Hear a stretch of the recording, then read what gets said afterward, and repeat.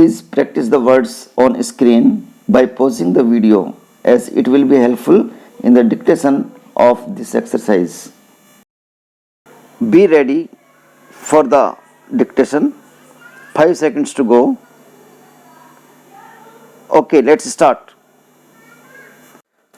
The progress of science in Europe, meanwhile, confirmed them in their view that scientific education could be imparted only through the medium of English. Consequently, partly for the sake of administrative convenience and partly to propagate their own language and culture, they stick to their own system of education which they introduced in this country. There is no doubt that the education received by our earlier generation was based on this very system. Those people knew little of Indian literature or culture and hardly felt drawn towards it, although a few Indian scholars who were inspired by English education did study Indian literature and wrote a good deal in praise of it. Thus, we find two schools of thought in this country. The followers of one school believe that our own language alone can be the medium of education, and until that is done, education is bound to remain confined to a small section of society and will never spread among the masses.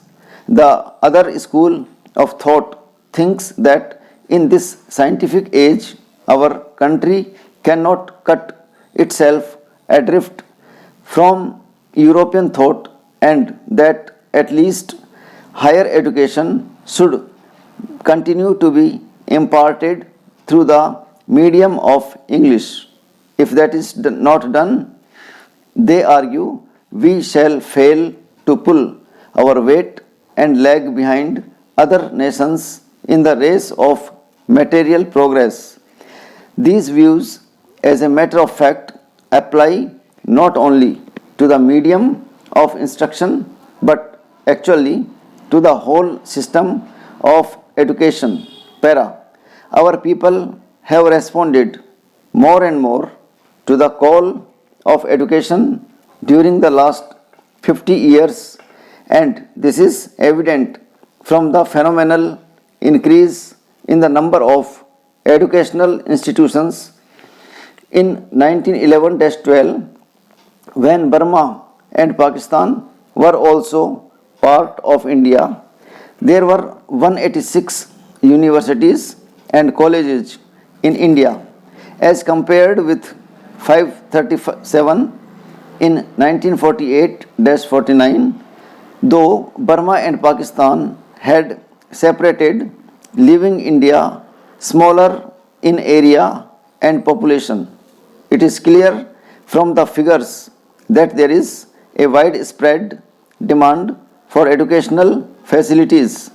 This demand is no longer confined to towns alone, but is evident among people of the rural areas also. One result of this spread of education has been that many educated people find themselves unemployed.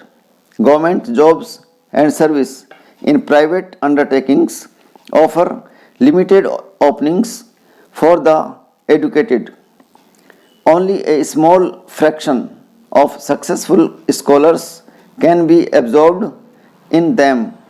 A large majority of the educated are averse to taking up their parental occupations. As a result of their education, they have lost the capacity to take up those occupations and they are not equipped to follow any other either. Okay, thanks.